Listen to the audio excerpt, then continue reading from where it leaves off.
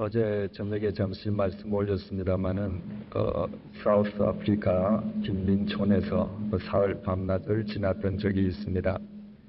마자카닝이라고 하는 그 빈민촌에는 흑인 빈민들이 6,000명 집단으로 부락을 이루고 있었습니다.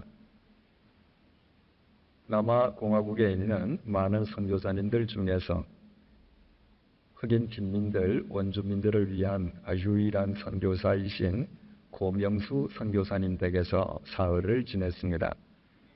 마침 고명수 선교사님 사모님께서 한국을 방문 중에 있었기 때문에 6,000명이 되는 그 부락 속에서 흑인 아는 사람은 고 선교사님과 저 둘밖에 없었습니다. 고명수 선교사님 댁에는 흑인 중학생 3명을 고 선교사님께서 당신의 자녀처럼 키우고 계셨습니다. 그래서 낮에 교회로 나가면 온통 흑인 천지입니다. 밤에 집으로 들어와도 흑인들이 있습니다. 사흘째 되는 마지막 날은 주일이었습니다. 한 300여 명 들어가는 조그마한 예배당에 흑인들이 발 디딜 틈이 없이 들어왔습니다. 그래서 의자에 서로 몸과 몸을 밀착하고 앉았어야만 했습니다. 그곳이 무더운 아프리카임을 감안한다면 예배드리는 그 예배당의 환경이 얼마나 열악했을 것인지는 충분히 짐작이 되실 것입니다. 모두 순서를 다 끝내고 숙소로 돌아가는 길에 저는 대단히 어지러움증을 느꼈습니다. 사흘 밤낮 동안 계속해서 저희들과는 전혀 다른 흑인들의 캐치 속에 있다 보니까 제 인내가 한계에 달했던 것입니다. 그래서 고명수 선교사님께 물었습니다. 고 선교사님께서는 흑인들의 채취 때문에 고생하신 적이 없습니까? 고 선교사님 대답이 자신도 처음 와서는 고통스럽지 않았던 것은 아닌데 어느 날부턴가 불현듯이 냄새가 나지 않기 시작했다고 말을 합니다. 그리고 지금은 아무런 문제가 없다는 것입니다. 제가 그분 말씀을 듣는 순간에 그 이전 몇 해 전에 저희 집에서 개 키우던 생각이 났습니다. 아이들이 원해서 개를 2마리 키웠습니다. 한 마리는 집안에서 크는 개고 한 마리는 마당에서 크는 개입니다.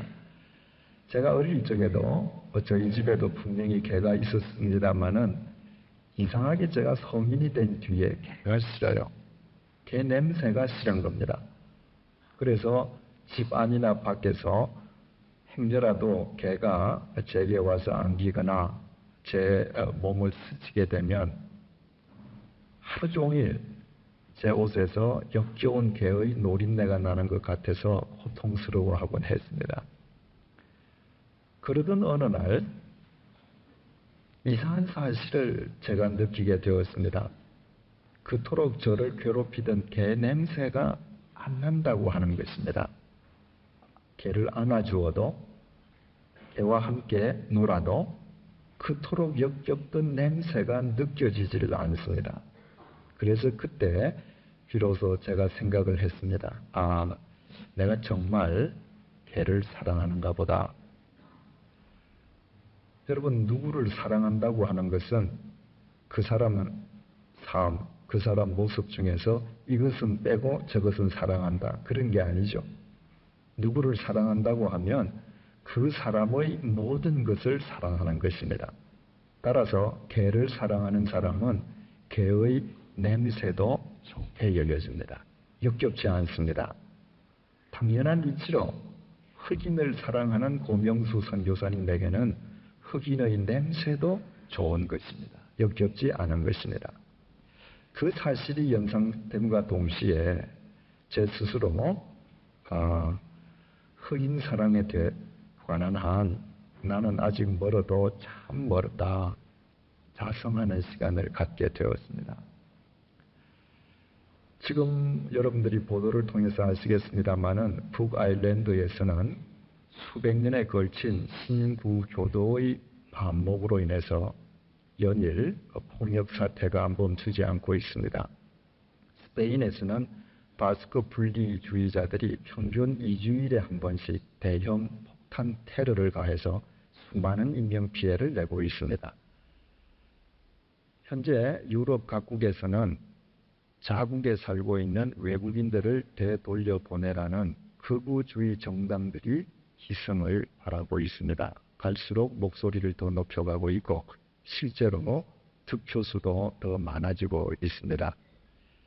스리랑카, 인도네시아에서 인종분류 심각한 지경입니다.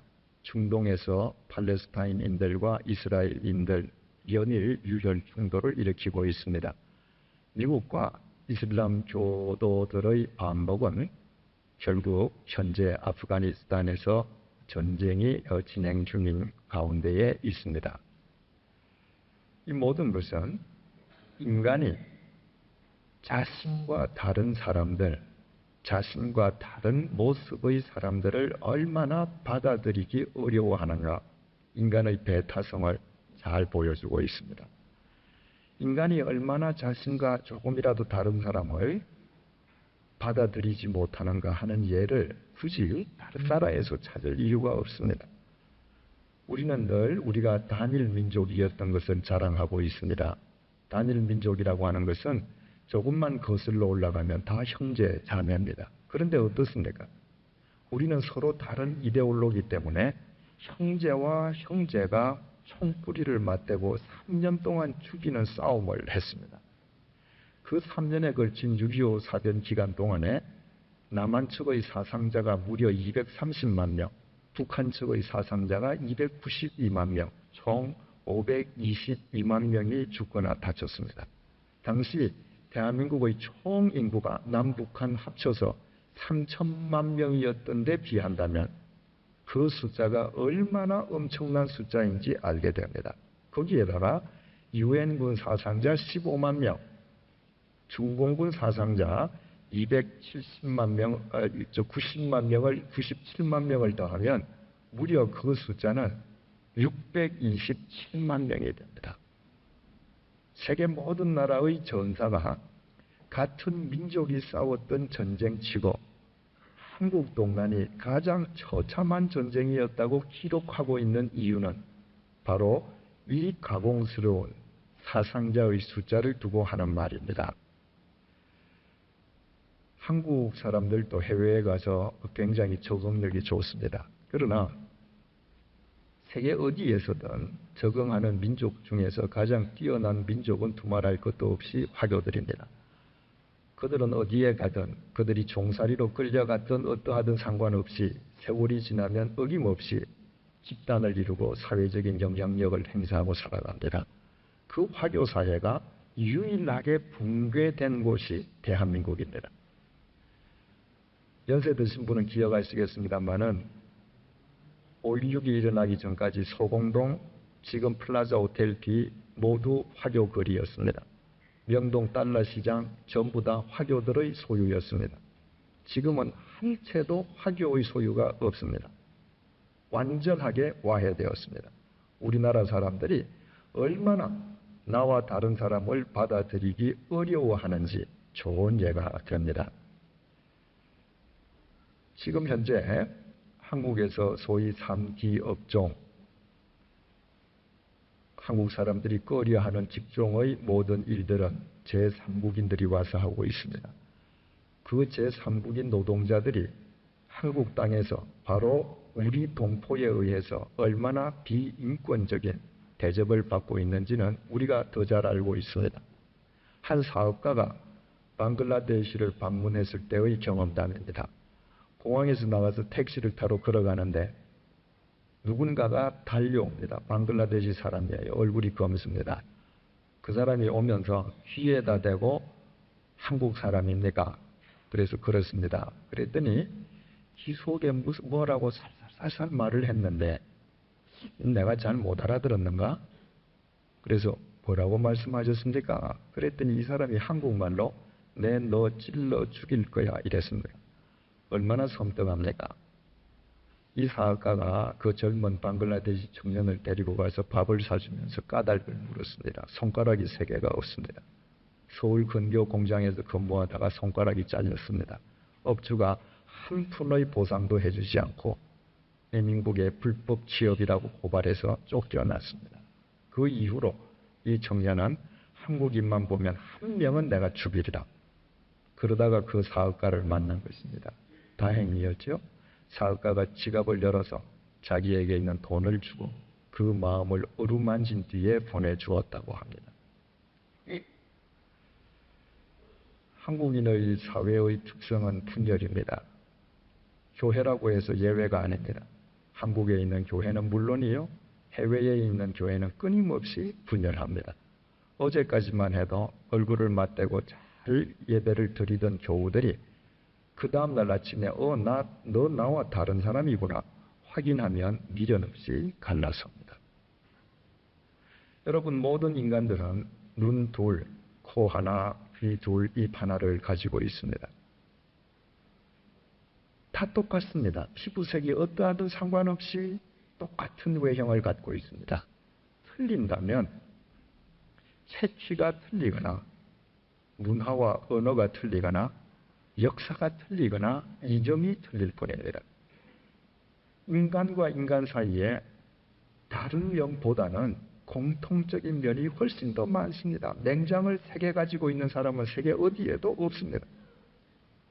그럼에도 불구하고 인간은 많은 공통점이 아닌 지극히 작은 차이점 몇 개 때문에 같은 인간을 받아들이지 못합니다. 수용하지 못합니다. 끊임없이 분열하고 다투고 반복합니다. 그렇다면 우리가 한번 생각을 해보십시다. 똑같은 인간을 조그마한 차이 때문에 수용하지 못한다면 인간과는 근본적으로 틀리신 하나님께서 인간을 받아들이신다라고 하는 것은 애시당초 불가능하지 않겠습니까? 하나님께서는 창조자이신데 인간은 피조물에 지나지 않습니다. 하나님은 영원하신 분이신데 반해서 인간은 지극히 유한합니다. 한 줌의 채로 끝납니다. 하나님은 흠도 없이 티도 없이 거룩하신 분이신데 반해서 인간은 추악한 죄의 냄새를 풍기는 죄인들입니다. 근본적으로 하나님과 인간은 동일할 수가 없습니다. 그렇다면 인간이 동일한 인간을 받아들이지 못하는 그 기준에서 본다면 하나님께서 인간을 받아주신다라고 하는 것은 절대로 있을 수 없는 일입니다. 하지만 같은 인간이 인간을 수용하지 못함에도 불구하고 인간과 근본적으로 다르신 하나님께서는 인간을 받아주십니다.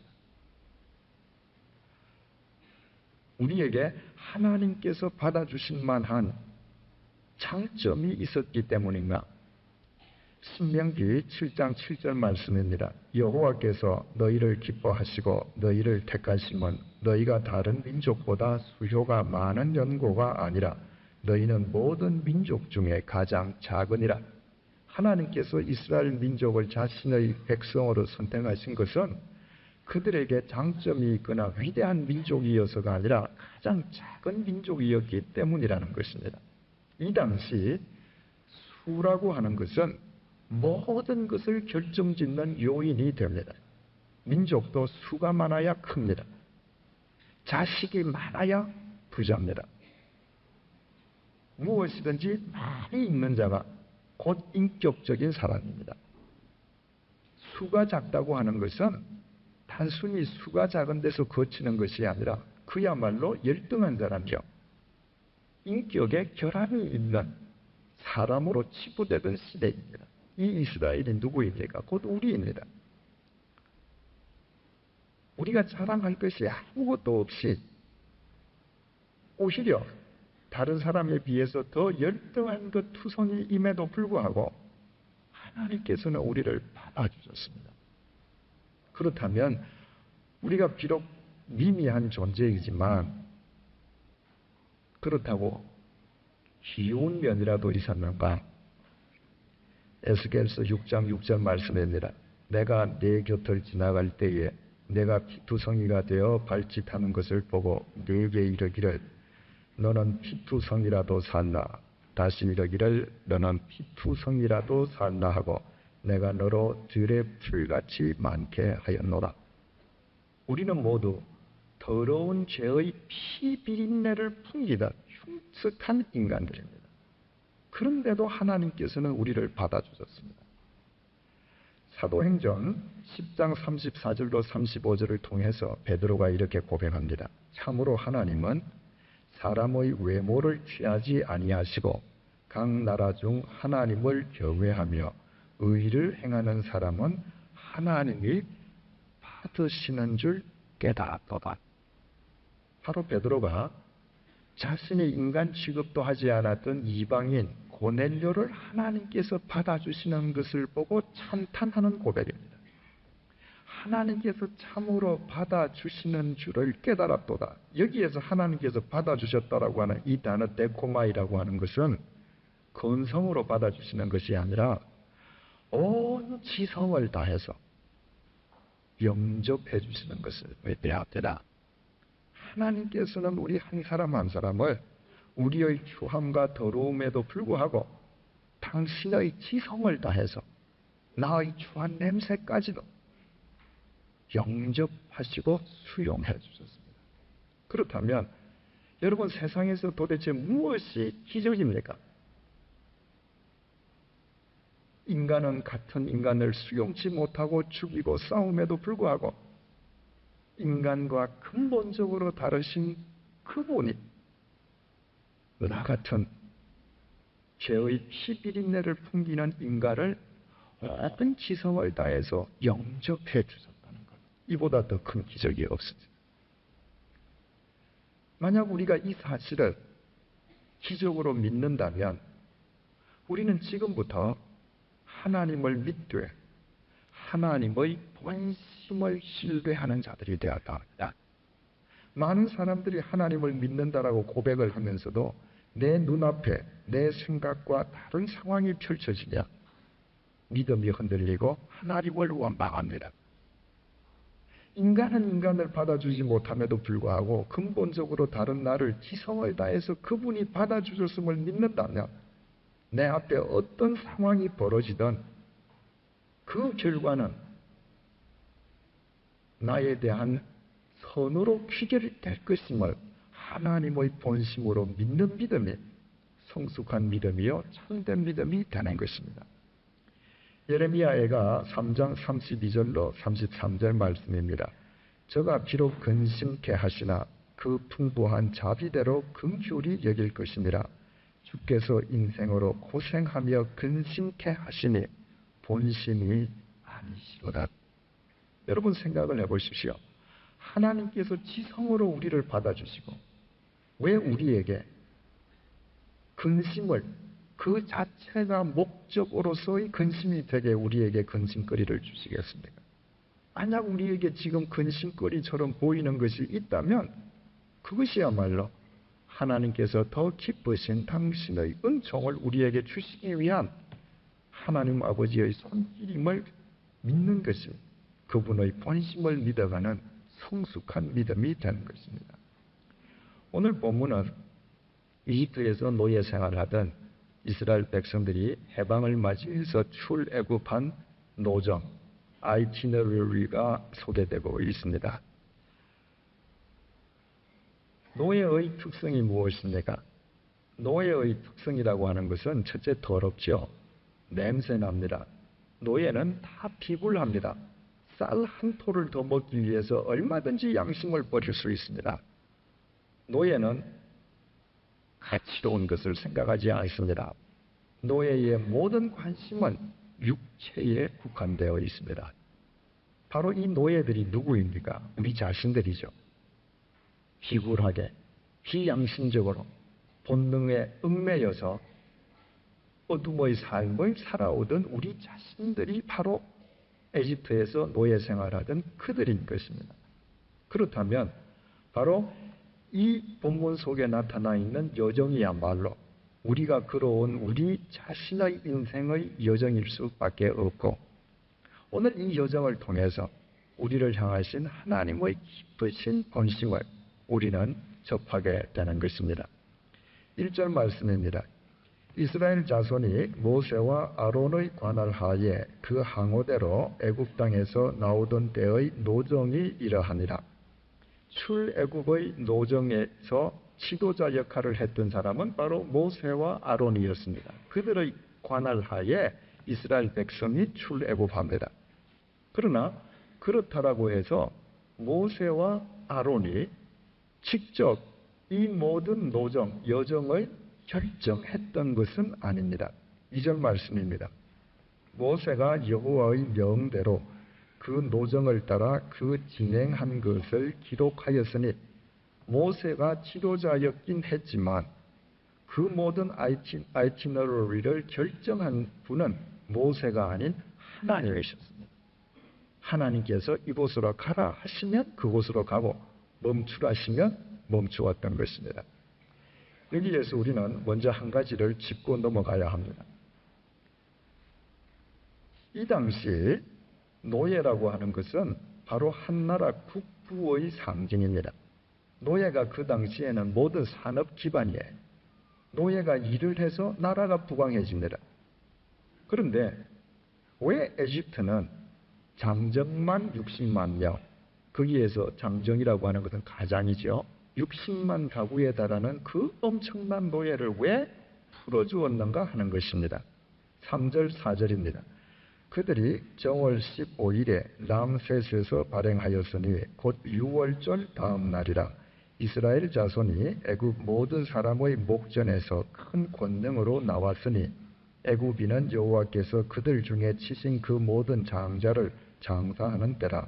여호와께서 그들의 신들에게도 벌을 주셨더라.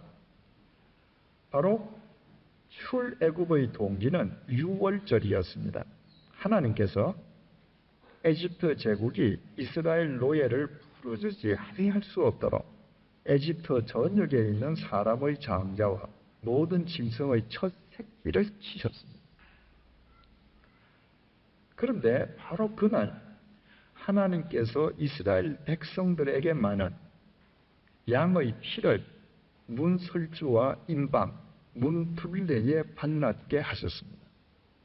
그래서 하나님의 심판이 애굽 전역에 임할 때에 하나님의 심판이 이스라엘 백성들의 집은 변해주게 되었습니다. 그 피와 하나님의 심판이 무슨 상관관계가 있었는가? 출애굽기 12장 13절입니다. 내가 피를 볼 때에 너희를 넘어가리니 재앙이 너희에게 멸하지 아니하리라. 하나님의 진노가 에집트 전역에 임하실 때에 양의 피가 발라져 있는 집에서는 하나님의 심판이 그 집을 넘어가겠다는 것입니다. 그 집안에 누가 들어있든지, 과거가 어떠하든지, 신분이 어떠하든지, 연령이 어떠하든지 상관없이 그 집을 넘어가겠다는 것입니다. 여러분들 거의 모든 분들께서 찰턴 헤스턴이 주연한 10개라는 영화를 보신 줄로 압니다. 그 영화에 바로 이 장면이 아주 드라마틱하게 나옵니다. 하나님의 심판이 안개처럼 이집트 전역을 큰 땅을 깔고 임합니다. 이집트 사람 집입니다. 그러면 그 문틈으로 하나님의 심판이 임함과 동시에 집안에서 곡성이 들립니다. 장자나 짐승의 첫 새끼가 죽어갈 것입니다. 그런데 이스라엘 백성들의 집 앞에 가면 그 양의 피를 따라서 하나님의 심판이 넘어갔습니다. 6월절을 히브리 말로 페사흐라고 합니다.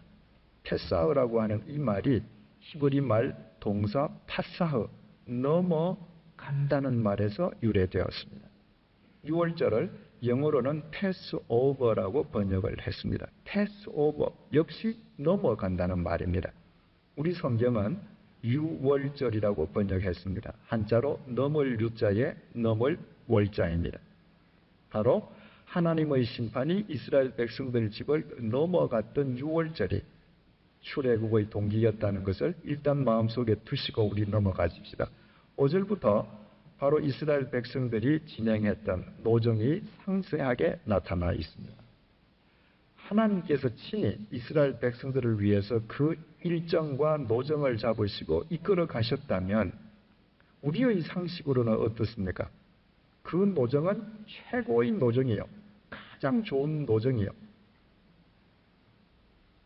이 세상에서 남부러울 것이 없는 노정이어야 할 것입니다.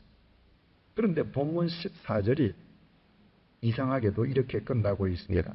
알루스에서 발행하여 르비딤에 진쳤는데 거기는 백성의 마실 물이 없었더라. 어떻게 기록되어야 되겠습니까? 르비딤으로 갔는데 그곳에는 물이 철철 흘러 넘치더라.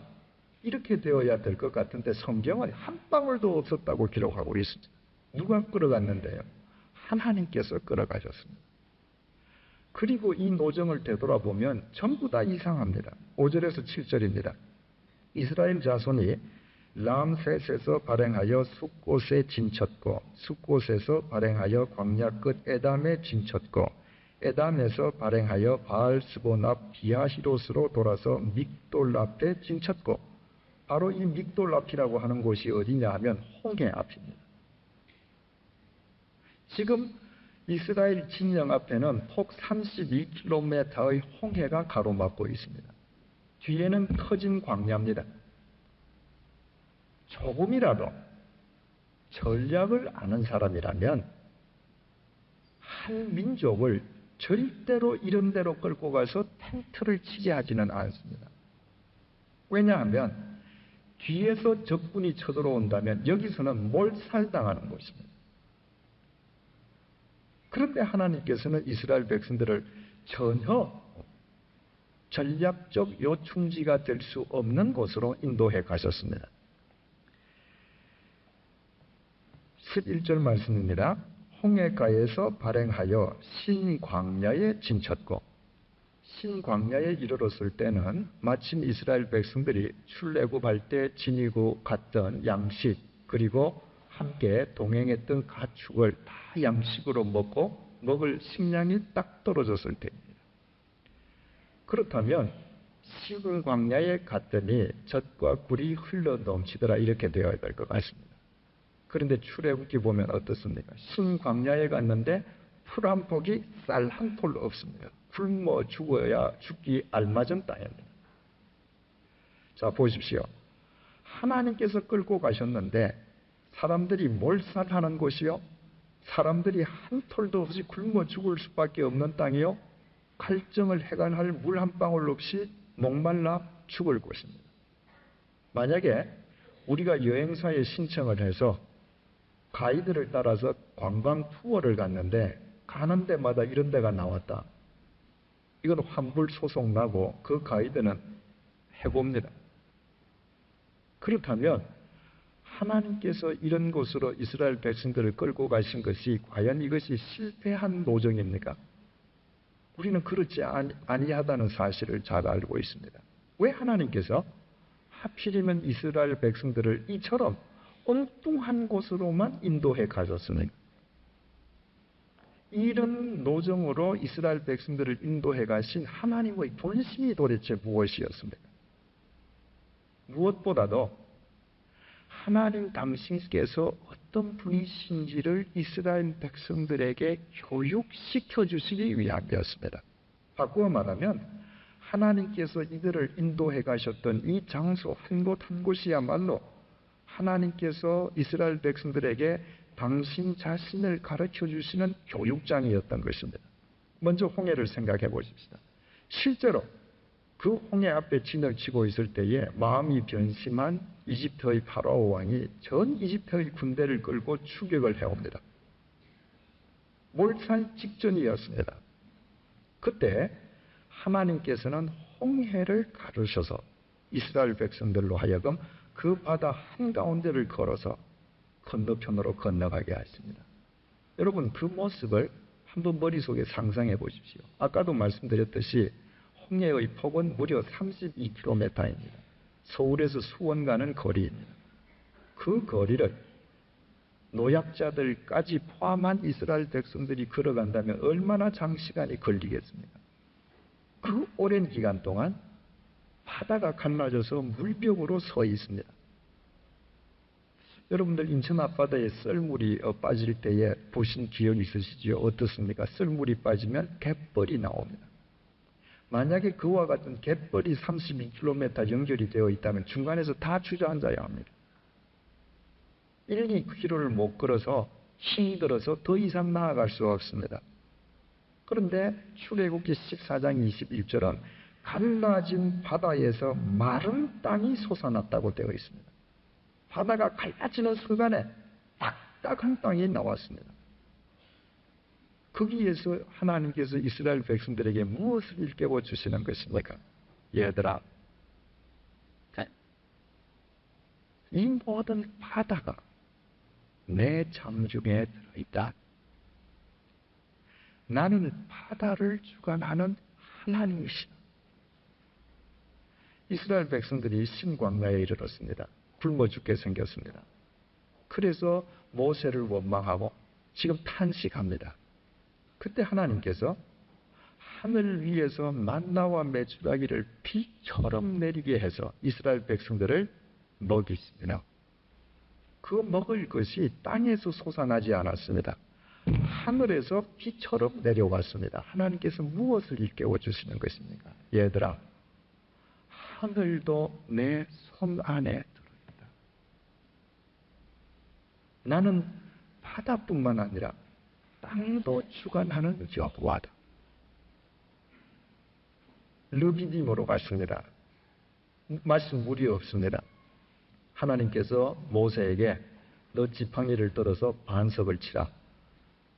그래서 반석에서 생수가 터졌습니다. 한국 기독교인들에게 잘 알려져 있는 작가 김성일 선생이 쓴 희곡 중에 건너가게 하소서가 있습니다. 임동진 장로님이 그 희곡 수업의 주인공 모세 역을 맡으시고 무대에 올려진 그 연극이 많은 사람들에게 감동을 주었습니다. 아마 해외 공연도 했던 것으로 알고 있습니다. 그 바로 모세가 이스라엘 백성들 데리고 가나안에 이르기까지 그 광야의 이야기를 극화한 것인데, 정말 은혜롭고 감동적인 그 연극에서 딱 한 군데 눈에 거슬리는 장면이 있습니다. 바로 이 장면이에요. 모세로 분한 임동진 장로님이 성경 말씀대로 지팡이를 들고 반석을 탁 쳤습니다. 그랬더니 그 연출가가 그 아주 사실적으로 연극을 꾸미기 위해서 반석을 지팡이로 치는 순간에 무대 한가운데에서 물이 솟아오르는데 물이 딱 한 줄기 쪼르륵 솟아오릅니다. 여러분 한번 생각해 보십시오. 그 한 줄기 물을 60만 가구, 부부의 아이들 둘이의 부모님 양가 중에 한 분만 모시면 300만 명이 돌아가면서 쫄쫄 쳐 마시려면 며칠을 먹어야 되겠습니까? 차라리 그 부분은 무슨 폭포 영상으로 처리한다든가 음향으로 처리하는 것이 훨씬 더 사실적이었겠죠. 여러분, 모세가 반석을 쳤을 때에 어느 정도 물이 나왔겠습니까? 시편 78편 16절에 보면 반석에서 시내가 강물처럼 터졌다고 되어 있습니다. 300만 명이 해갈을 하려고 하면 강물이 터지지 않으면 안 됩니다.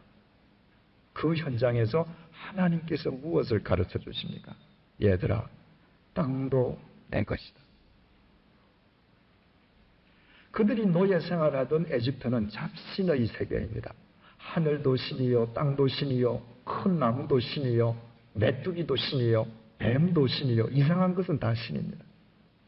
하나님께서는 이스라엘 백성들을 홍해로, 신광야로, 르비딤으로 이끌어 가시면서 나 여호와는 하늘과 바다와 땅, 이 우주를 주관하는 유일한 하나님이시다 가르쳐 주신 것입니다. 바로 그 하나님을 그들의 삶 속에서 생생하게 일깨워 주시기 위해서는 그 장소가 아니면 안 됩니다. 반드시 그 장소라야만 그 하나님을 만날 수 있는 것입니다. 그래서 하나님께서는 이스라엘 백성들에게 이런 노정을 허락하셨습니다. 그러나 이것이 하나님의 일차적인 본심일 수는 있을지언정 하나님께서 이스라엘 백성들을 이와 같은 노정으로 인도해 가신 궁극적인 본심일 수는 없습니다. 왜 그렇습니까? 세계에 많은 종교가 있는데 유일신을 믿고 표방하는 모든 종교는 자신들이 믿는 그 신이 하늘과 땅과 바다, 우주를 주관한다고 다 믿습니다. 회교도들 알라신이 우주를 주관하는 유일신이라고 믿지 않습니까? 그러므로 하나님께서 당신의 유일신임을 일깨워 주시기 위해서 이스라엘 백성들을 끌고 가신 것이 궁극적인 본심일 수는 없습니다. 그러면 하나님께서 이스라엘 백성들을 이곳으로 인도해 가셨던 것이 당신의 유일신 되심을 보여주신과 동시에 무엇을 보여주시기 위한 본심이었는가 하는 것입니다. 르비딤에 갔을 때 아까 말씀드렸듯이 하나님께서는 모세에게 반석을 지팡이로 쳐라 말씀하시니라. 그 하나님의 말씀이 기록되어 있는 출애굽기 17장 5절로 6절을 제가 읽겠습니다. 잘 들어보십시오. 여호와께서 모세에게 이르시되 백성 앞을 지나가서 이스라엘 장로들을 데리고 하수를 치던 네 지팡이를 손에 잡고 가라. 내가 거기서 호렙산 반석 위에 너를 대하여 서리니 너는 반석을 치라. 그곳에서 물이 나리니 백성이 마시리라. 모세가 이스라엘의 목전에서 그대로 행하니라. 우리는 모세가 반석을 친 것만을 생각합니다. 그런데 지금 이 상황 속에서 하나님께서 모세에게 뭐라고 말씀하십니까? 모세야, 내가 지정하는 반석으로 가라. 그 반석 위에 내가 설 것이다. 그리고 너는 지팡이로 반석을 치라. 이렇게 명령하십니다. 하나님이 서 계시겠다는 것입니다. 여러분, 하나님께서 우리와 같은 형상을 지니셨습니까? 아니십니다. 하나님은 영이십니다. 그렇다면 하나님께서 그 반석 위에 계시겠다고 하는 것은 영이신 하나님이 편만하게 그 반석을 덮고 있음을 의미합니다. 이때 모세가 지팡이로 반석을 치면 누가 먼저 맞습니까? 돌멩이가 먼저 맞습니까? 아닙니다. 하나님이 인간의 막대기를 맞게 되십니다. 이 사실을 바울은 정확하게 인식했습니다. 그래서 고린도전서 10장 1절로 4절을 통해서 바울은 이렇게 이야기합니다. 또 잘 들어보십시오. 형제들아, 너희가 알지 못하기를 내가 원치 아니하노니 우리 조상들이 다 구름 아래에 있고 바다 가운데로 지나며 모세에게 속하여 다 구름과 바다에서 세례를 받고 다 같은 신령한 식물을 먹으며 다 같은 신령한 음료를 마셨으니, 지금 르비딤에서 물을 마신 사건을 이야기합니다. 다 같은 신령한 음료를 마셨으니 이는 저희를 따르는 신령한 반석으로부터 마셨음에 그 반석은 곧 그리스도시니라. 바울은 그때 모세가 쳤던 그 반석이 바위 덩어리가 아니라 바로 우리를 위한 그리스도시라고 말하고 있습니다. 여기에서 바울은 대단히 중요한 사실 두 가지를 이야기합니다. 그때 모세의 지팡이를 맞고 물을 터뜨렸던 그 반석은 바로 그리스도셨다. 두 번째로, 그 반석은 우리를 따라다녀 주시는 반석이다. 그러면 하나님께서 왜 이스라엘 백성들을 르비딤으로 데리고 가셨습니까? 그리고 왜 하나님께서 모세가 치는 지팡이를 맞아주십니까? 그때까지 모든 인간은, 신은 끊임없이 인간의 희생을 강요하는 비인격적인 신으로 알고 있었습니다. 그래서 자식도 바쳤습니다. 처녀도 바쳤습니다. 끊임없이 인간의 피를 즐겨하는 신입니다. 하나님께서는 이스라엘 백성들을 르비딤으로 부르시고, 얘들아, 나 여호와는 너희들의 피를 요구치 않는다. 나 여호와는 너희들의 희생을 요구치 않는다. 나 여호와는 너희들을 살려주기 위해서 내가 희생당해주는 하나님이시다. 그것을 이스라엘 백성들에게 보여주시기 위함이었던 것입니다. 인간을 위해서 희생당해 주시는 인격과 사랑의 여호와 하나님 뿐만 아니라 그 당시 모든 인간들은 신의 높은 곳에 있어서 이룰 수가 없습니다. 찾아갈 수가 없습니다. 그래서 찾아가려다가 포기합니다. 그런데 바로 우리의 반석 되시는 이 삼위일체 하나님께서는 내가 어느 곳을 가든 그 삶의 현장에 나와 함께 동행해 주시는 하나님이심을 이스라엘 백성들에게 일깨워 주시기 위해서 이와 같은 노정으로 이끌어 가셨던 것입니다. 바로 우리를 위해서 희생당해 주시는 인격적인 하나님, 우리와 함께 영원히 나의 삶의 현장을 따라다녀 주시는 하나님, 그 하나님을 우리가 느비딤에서 깨닫고 이스라엘 백성들을 인도하셨던 이 출애굽의 노정을 되돌아보면 그 모든 노정의 더 깊은 의미를 우리는 깨닫게 됩니다. 바로 출애굽의 동기는 유월절이라고 말씀드렸습니다. 이스라엘 백성들이 유월절에 양의 피를 발라서 문틀에 발라둠으로 이스라엘 전역에 임한 하나님의 심판이 패스오버 되었습니다. 바울은 고린도전서 5장 7절을 통해서 우리의 유월절 양, 곧 그리스도께서 희생이 되셨느니라. 바울은 십자가에서 못 박혀 돌아갔었던 예수 그리스도를 가리켜서 유월절 양이라고 부르고 있습니다. 왜 그렇습니까? 바로 예수 그리스도께서 십자가에 못 박혀 돌아가신 날이 유월절 절기가 시작되는 날이었기도 했지만 그보다는 예수 그리스도께서 십자가에서 당하신 그 고난의 의미가 바로 패스오버에 있었기 때문입니다. 모든 죄인은 하나님 앞에서 죽어야 합니다. 모든 죄인은 하나님의 법에 의해서 심판받아야 합니다. 그런데 예수 그리스도께서 우리를 대속해 주시기 위해서 당신이 십자가 위에서 벌을 받으셨습니다. 주님께서 가시관을 쓰시고 이마에서 붉은 피를 흘리셨습니다. 그래서 내가 예수 그리스도를 믿을 때, 예수 그리스도 안에 있을 때 내가 교묘하게 머리로 지었던 그 흉측한 모든 죄에 대한 하나님의 심판이 패스오버 되는 것입니다. 예수 그리스도께서 두 손에 못이 박히시고 피를 흘리십니다.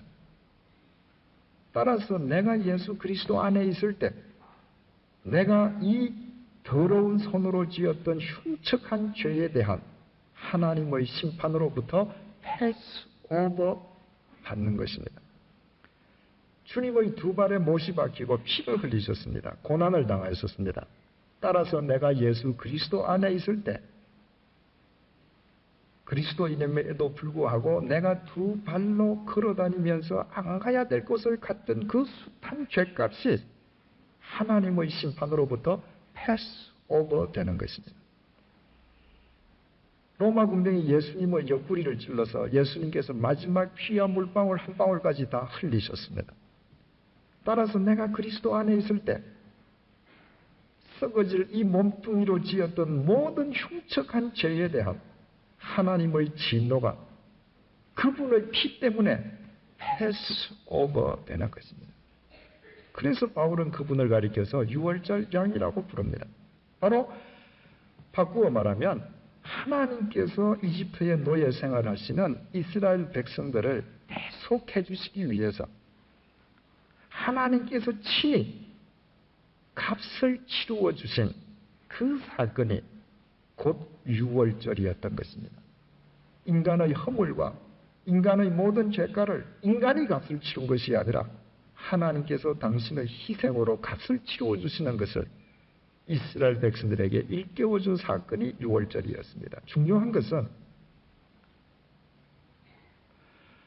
우리를 살리시기 위해서 우리의 죄값을 치루어 주시기 위해서 성자 하나님께서 친히 제물이 되어서 고난을 받으셨기 때문에 그분이 죽음을 깨뜨리시고 영원히 살아나셨다고 하는 사실입니다.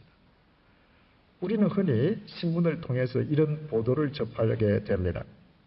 철길에서 어린아이가 철없이 놉니다. 갑자기 기차가 다가옵니다. 그때 어머니가 가서 아이를 던져내고 아이를 살리고 어머니는 장렬하게 죽습니다. 분명히 어머니가 아이의 생명을 위해서 자기의 생명으로 대속했습니다. 그런데 어떻습니까? 그 어머니는 죽은 것으로 끝나버렸습니다. 그래서 그 어머니가 생명을 버리고 구해내었음에도 불구하고 그 자식 역시 결국 죽습니다. 그러나 우리의 생명을 대속해주기 위해서 십자가 위에서 대신 고난당하시고 죽었었던 예수 그리스도께서는 성자 하나님이셨기 때문에 죽음을 깨뜨리시고 영원히 부활하실 수 있었던 것입니다. 그래서 유월절장이신 예수 그리스도는 하나님의 심판을 패스오버 해줄 뿐만 아니라 영원한 죽음으로부터 우리를 패스오버 해주심으로 우리에게 영원한 생명을 주시는 생명의 주가 되시는 것입니다.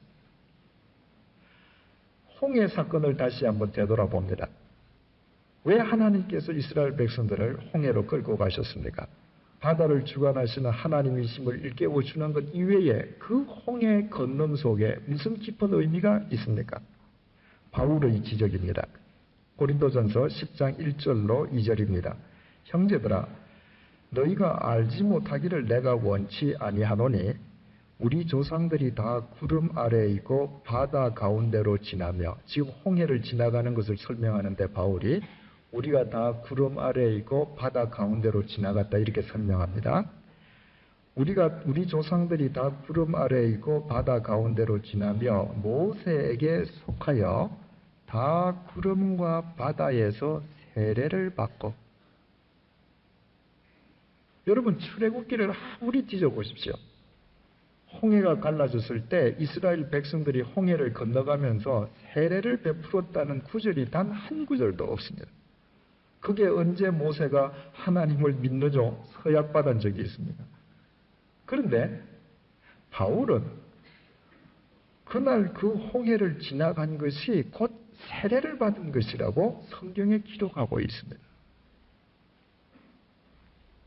때가 또 세례와 관련된 재미있는 얘기가 있습니다. 한 동네에 장로교 목사하고 침례교 목사가 아주 친하게 친형제처럼 지냈습니다. 그런데 어느 날 이 두 목사님이 대판으로 싸웠습니다. 그 이유는 침례교 목사님이 장로교 목사님을 긁은 겁니다. 아니, 물속에 들어가서 푹 담궈야 그게 진짜 침례를 해야 세례지, 그 머리에 몇 방울 물 뿌리고 그게 세례라니까 그게 말이 되느냐고요. 그 이제 싸웠습니다. 대화를 잘 들어보십시오. 먼저 장로교 목사 말입니다. 아니, 성경 어디에 반드시 침례여야 한다는 말이 있습니까? 왜 성경에 없습니까? 예수님께서도 세례를 받으러 요단강에 내려가셨다고 성경이 증거하고 있지 않습니까? 내려가셨다는 것은 물속에 잠기셨다는 말 아닙니까? 성경대로 해야지요. 성경대로요. 좋습니다. 성경대로 합시다. 그럼 침례교는 성경대로 요단강에 가서 침례를 하지 않고 왜 목욕탕에서 합니까? 성경 어디에 목욕탕에서 침례를 하라고 되어 있습니까? 성경대로 하자면서요. 성경대로요. 요단강까지 갈 형편이 안 되니까 하다못해 목욕탕 안에서라도 물속에 잠겨야지요. 세례란 말의 뜻이 뭡니까? 밥티조라는 단어 자체가 물속에 잠긴다는 뜻 아닙니까? 좋습니다. 그럼 제가 묻는 말에 대답해 보십시오. 자꾸 몸이 물에 잠겨야 한다는데 침례교에서는 침례를 줄 때 도대체 어디까지 잠긴다는 말입니까? 무릎까지 잠깁니까? 아니요. 그렇다면 허리까지 잠깁니까? 아니요. 그럼 목까지입니까? 아니요. 아니, 이것도 저것도 모두 아니라면 대체 어디까지 잠긴다는 말입니까? 물론 머리까지지요. 분명히 머리까지지요. 그렇다니까요. 이것 보세요. 그러니까 우리 장로교도 머리 위에 물을 뿌리잖아요. 이 장로교 목사가 판정성 하는 거 보니까 이건 장로교가 지어낸 이야기가 분명하다. 여기에 분명히 침례교 교인도 계실 터이고 장로교 교인도 계실 터인데 어느 쪽이 맞습니까? 어느 쪽이 진짜입니까? 성경에 보면 예수 그리스도께서 요단강 속에 침례를 하셨죠. 빌립 집사가 에디오피아 내시에게 세례를 줄 때도 못가에 내려가서 침례를 주었다고 되어 있습니다. 그런가 하면 빌립보 감옥에서 회심한 간수에게 바울이 세례를 줄 때 그 감옥에는 강이나 못이 있을 수가 없습니다. 그때는 분명히 세례죠. 물론 이것을 그때 강으로 데리고 나가서 침례를 주고 왔다고 억지 해석을 할 수 있지만 그건 성경에 없습니다. 지금 로마에 가면 포로로마노 그 유적지에 사도 바울이 참수형을 당하기 전까지 갇혀있던 감옥의 터가 지금도 남아 있습니다.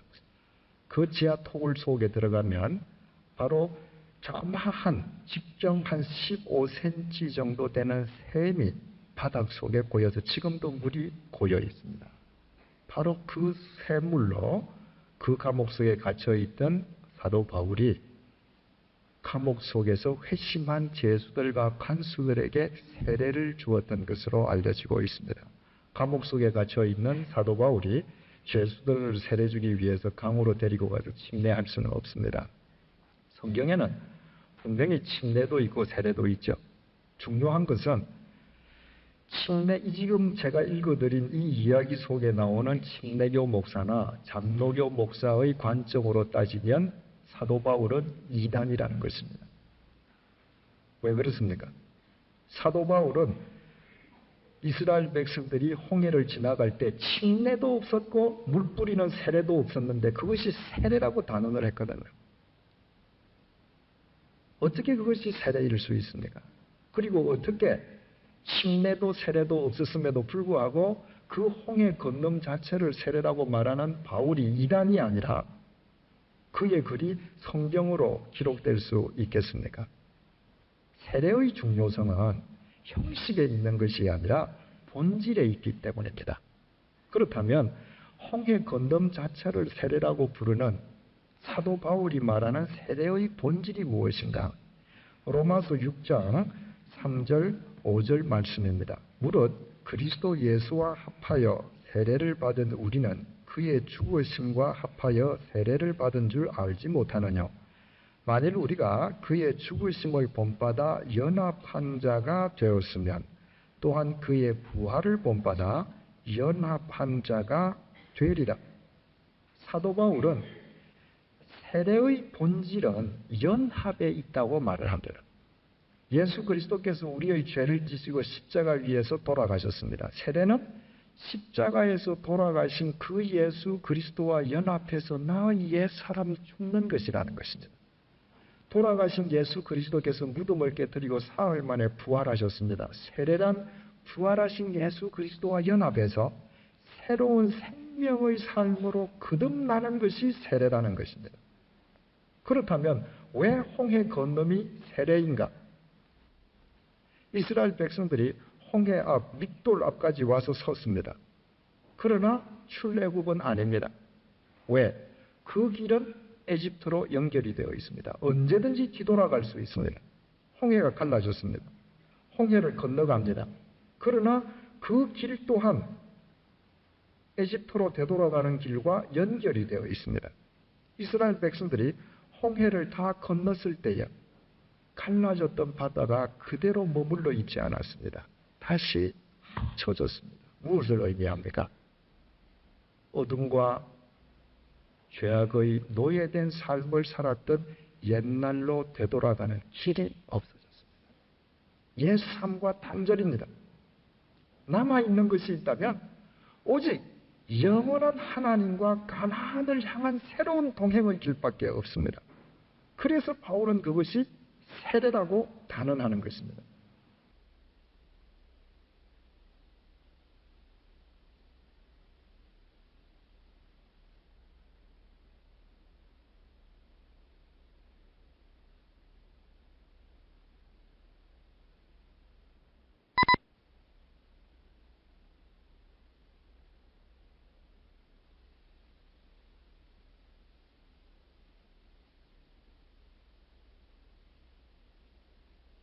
이 사실을 깨달았던 일본의 우치무라 간소라고 하는 신학자는 그래서 자신의 수기에서 자기는 홀로 세례를 받았다고 기록하고 있습니다.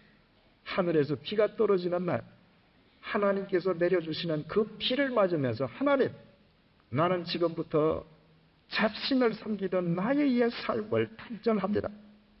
그리스도 안에서 이제 하나님과만 동행하는 새로운 그리스도인으로 거듭납니다. 그래서 자신은 세례교인이 되었다고 이야기합니다. 여러분들이 침례를 받았건 세례를 받았건 상관없이 여러분들이 옛 삶을 단절하고 있지 못하다면 여러분은 세례교인이 아닙니다. 여러분이 그 어떤 형식의 세례를 받지 아니했다 할지라도 여러분의 삶이 옛 삶의 단절과 새로운 삶의 시작을 이루고 있다면 사도 바울이 말하는 바와 같이 여러분들은 세례교인과 동일한 것입니다. 작년 12월 22일 날 유명한 미국 팝 가수 마돈나가 영국 스코틀랜드 스키보 성에서 그 영국 출신의 연하의 라이리치라고 하는 감독과 결혼식을 올렸습니다. 그 한 2, 3일 전부터 결혼식을 위해서 그 마돈나가 영국에 도착을 하니까 영국에 있는 모든 나라의 TV 뉴스가 시간마다 특집으로 방송을 해요.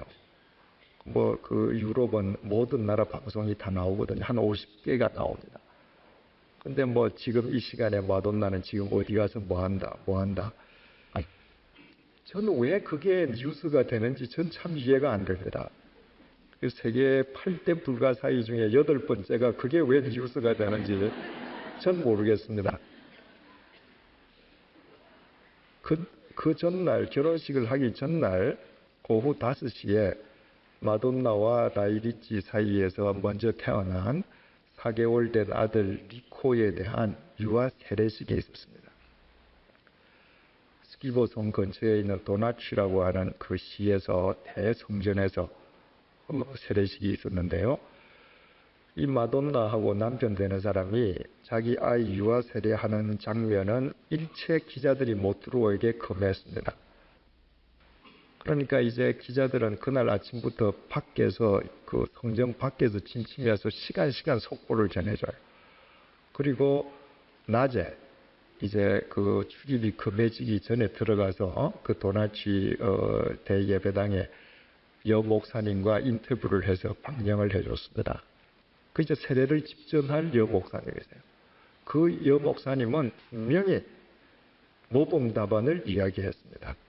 핏덩이인 어린아이는 자기의 입으로 의지로 신앙을 고백할 수 없기 때문에 유아 세례라고 하는 것은 아이를 대신한 부모의 신앙 고백으로 세례를 주는 것이다.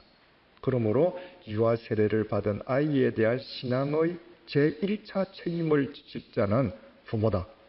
그렇잖아요. 그게 유아 세례 아닙니까? 오후 5시가 조금 지나서 다시 텔레비를 켰더니 그게 또 마돈나가 또 뉴스의 첫머리였습니다.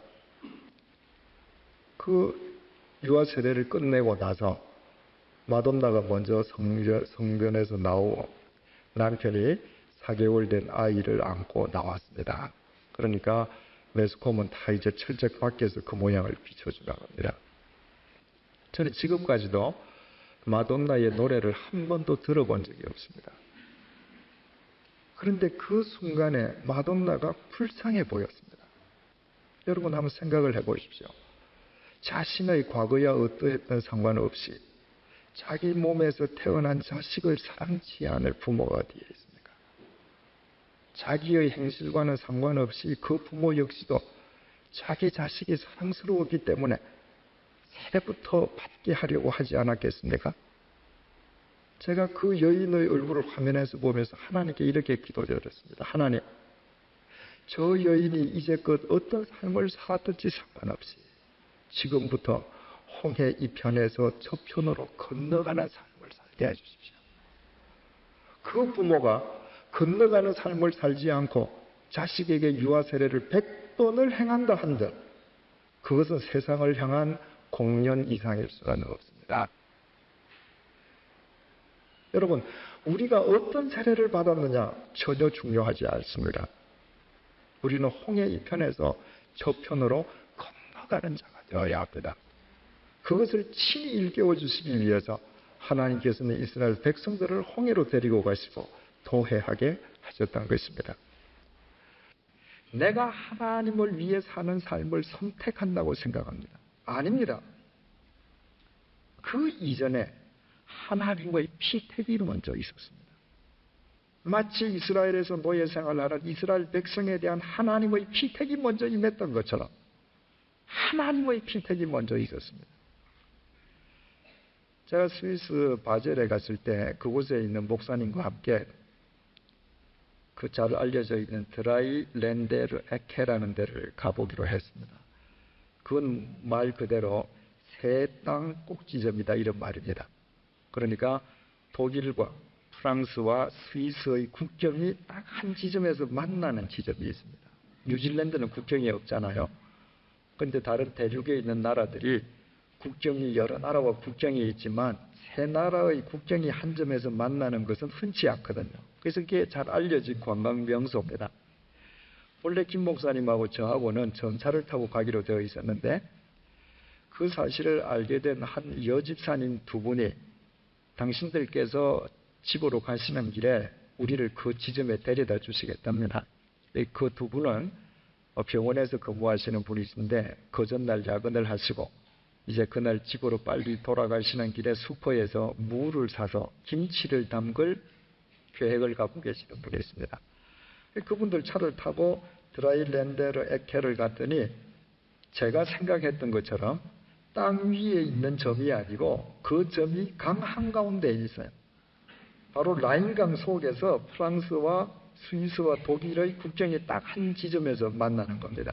그 지점 위까지 스위스 쪽에서 뚝을 쌓았습니다. 그리고 정확한 그 지점 위에 큰 탑을 하나 세워뒀어요. 그리고 탑 주위를 걸을 수 있도록 한 1m 정도 폭이 있습니다. 따라서 그 탑을 한 바퀴 돌면 여권도 없이 새 나라를 여행하는 겁니다. 저도 이제 한 바퀴 돌았죠. 이제 그 모습을 이렇게 집사님들이 보시더니 이거 싱겁다. 이러지 말고 자동차를 타고 진짜 저 독일하고 프랑스 한번 국경을 둘러서 오자는 겁니다. 댁에 가셔서 김치 담그셔야지요. 그랬더니 괜찮대요. 국경 넘어가면 독일에도 큰 슈퍼가 있으니까 거기서 무를 사시면 된대요. 그래서 이제 독일을 거쳐서 프랑스 알자스를 해서 스위스로 되돌아오는데 그 시간 다 해봐야 얼마 안 걸려요. 순식간에 또 오는 거죠. 독일 국경을 넘어서 슈퍼에 들어갔습니다. 거기에 산더미처럼 쌓여있는 무 중에서 이 집사님이 한 무를 선택하셨습니다. 그 무를 안고 차에 싣고 그리고는 지금 독일 국경과 알자스를 건너서 스위스로 오는데 그 차 안에서 신비로움이 금할 수가 없습니다. 여러분, 그분은 본래 자기 동네 슈퍼에서 무를 사기로 생각하셨던 분입니다. 그런데 전혀 뜻하지 않게 독일에 가서 독일 무를 그분이 품고 갔습니다. 여러분, 인간이 무를 하나 선택하는데도 이처럼 신비스러움이 게재되어 있다면 하나님께서 우리를 피택해 주시는 것은 얼마나 신비스럽습니까? 갈릴리 호수는 길이가 21km, 폭이 12km입니다. 굉장히 크죠? 그래서 바다라고 부르지 않습니까? 그 갈릴리 바다 주위에 있는 모든 동네의 남점네들은 다 어부입니다. 그 숱한 어부들 중에서 왜 주께서 베드로와 요한과 야고보를 택하셨습니까? 그 신비스러움을 누가 설명할 수 있습니까? 우리 한 사람 한 사람들 왜 주께서 선택해 주셨습니까? 그 신비스러움을 누가 설명할 수 있습니까? 하나님께서 우리를 택해 주신 그 신비스러움이 인간이 무를 택한 신비스러움보다 못합니까? 그렇지 않습니까? 왜 주님께서 우리를 먼저 피택해 주셨습니까? 우리는 답을 알고 있습니다. 당신의 자녀로 삼아주시기 위함입니다. 함부로 부려먹기 위함이 아니십니다. 부모와 자식의 관계가 맺어지기 위해서는 반드시 두 가지 조건이 성취되어야 합니다. 첫째는 부모의 피를 받고 태어나야 합니다. 혈연관계가 있어야 합니다. 그러나 혈연관계만으로는 부족합니다. 세상에는 분명히 자기 자식임에도 불구하고 자기 자식이 아니라고 잡아떼는 아버지, 어머니가 있습니다. 따라서 혈연관계를 받고 태어날 뿐만 아니라 반드시 법률적인 관계가 형성되어야 합니다. 유럽의 다른 나라 경우는 제가 모르겠습니다. 제가 살았던 스위스는 80년대 중반까지 1180명에 달하는 한국 고아들을 입양했습니다. 물론 스위스 양부모들이 한국 고아들을 다 자기 호적에 입적시켰습니다. 조건이 있습니다. 내가 이 아이를 호적에 입적시켜주지만 이 아이가 성인이 되었을 때 나의 재산은 유산으로 상속시켜주지 않는다는 조건으로 다 입양했습니다. 왜? 혈연관계가 아니거든요.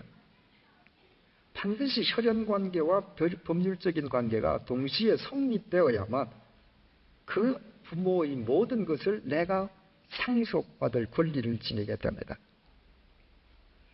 요한복음 1장 12절은 예수 그리스도를 영접하는 자에게는 하나님의 자녀가 되는 권세를 주셨다고 되어 있습니다. 여기에서 자녀라고 하는 헬라어 단어 테크논이라고 하는 단어는 혈연관계를 강조하는 단어입니다. 여러분, 우리같이 더러운 죄인, 더러운 피를 가진 인간이 어떻게 하나님과 혈연관계를 맺을 수 있습니까? 이것은 자다 깨어나도 되지 않습니다. 절대로 안 됩니다. 그러나 우리를 위해서 십자가에서 보혈을 흘려주신 성자 하나님의 보혈 속에서 우리는 하나님과 혈연관계를 회복하게 되는 것입니다. 갈라디아서 3장 26절은 그러므로 우리가 다 그리스도 예수를 믿음으로 말미암아 그리스도 안에서 하나님의 아들이 되었으니 이렇게 증거합니다. 거기에서 하나님의 아들이라고 할 때 단어는 휘오스가 쓰였습니다. 그 휘오스는 헬라말 중에서 법률적인 관계를 강조하는 단어입니다. 하나님께서는 우리를 거저 근성으로 자녀로 삼으시는 것이 아니라 그리스도 안에서 법률적인 관계와 혈연적인 관계를 완벽하게 맺어주셨습니다. 성자 하나님의 희생으로 말입니다. 그래서 우리는 그리스도 안에서 하나님의 나라를 상속받을 권리를 얻게 되었습니다. 이것이 우리의 노력으로 주어진 것이 아닙니다. 바로 하나님의 선행되는 피택의 은혜에 의해서 주어졌습니다. 따라서 우리가 하나님을 믿고 하나님을 따르는 삶을 선택한다고 하는 것은 그것이 믿음의 선행 조건이어서가 아니라 하나님의 피택이 먼저 임했기에 그 피택에 대한 응답으로 우리는 하나님을 선택하는 삶을 살 수밖에 없게 되는 것입니다. 영국 런던에 누가 보아도 그림처럼 아름다운 신앙생활을 하시는 여성분이 한 분 있습니다. 그분이 많은 구제와 선행을 행하면서 모든 사람들로부터 존경받는 그리스도인이 된 이유는 간단합니다. 그분은 평소에 예수님을 믿을 의사가 죽어도 없던 사람입니다. 그런데 당신 집에 오시는 파출부가 매일 전도를 했습니다. 매일 전도를 했습니다. 듣지 않았죠.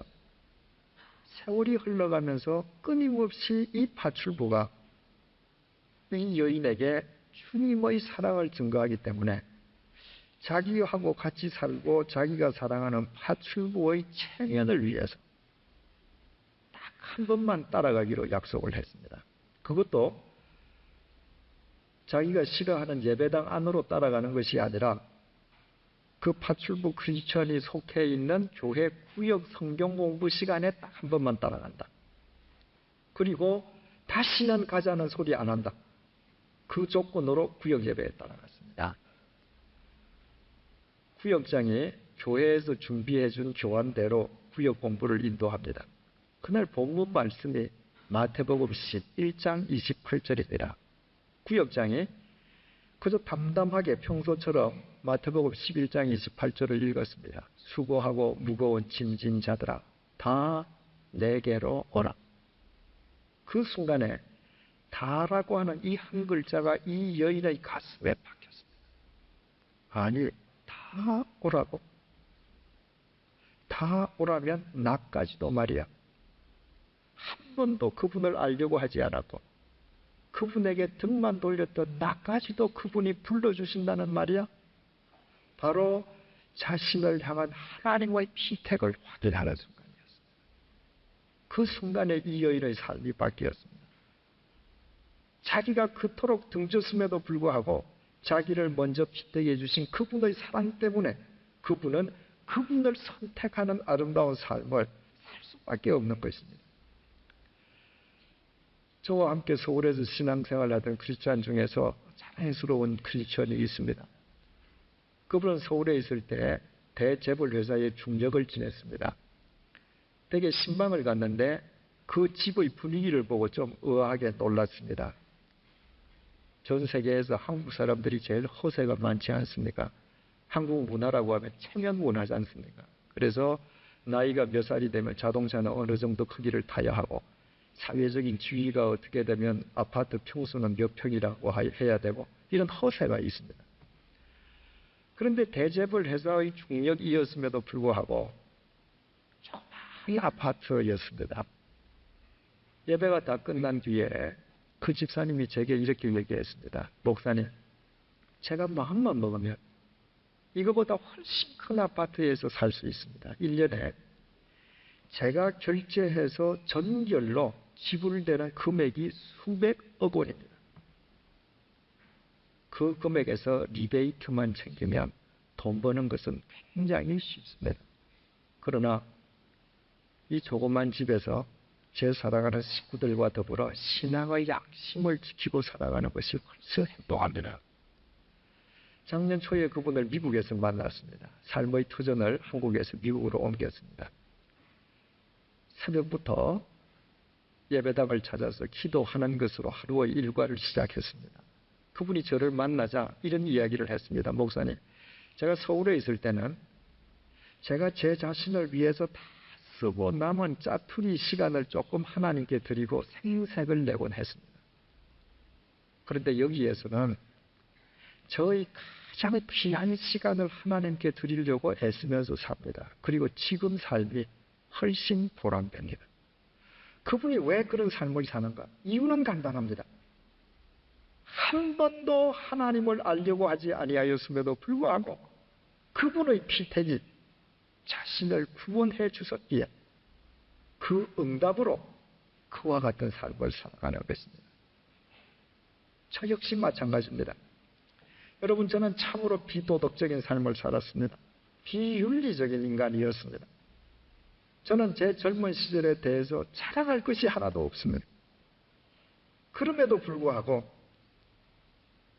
그분의 피택이 제게 임했습니다. 그리고 한 줌의 제가 되는 삶이 아니라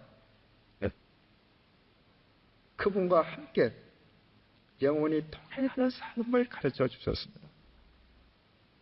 그래서 저 역시도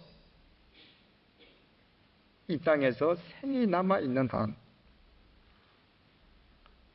그분을 선택하는 삶을 살 수밖에 없습니다. 두 번째로 오늘 본문이 주는 메시지가 있습니다. 하나님께서 우리에게 궁극적으로 주시기 원하시는 것은 결코 이 세상의 부귀 영화가 아니라 영원이라고 하는 사실입니다. 하나님께서 이 노정을 통해서 무엇을 일깨워 주셨습니까?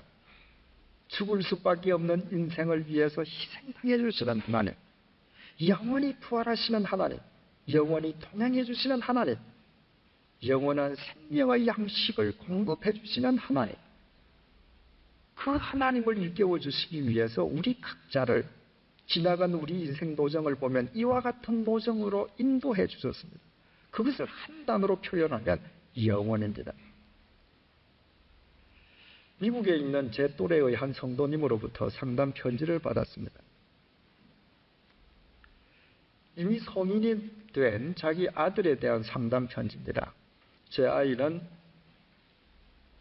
초등학교, 중학교를 지나면서 착실한 크리스찬 삶을 살았습니다. 그런데 고등학교, 대학교를 지나면서 교회에 등지기 시작하더니 성인이 되어서는 아예 교회에 대해서 비판적인 아들이 되었습니다.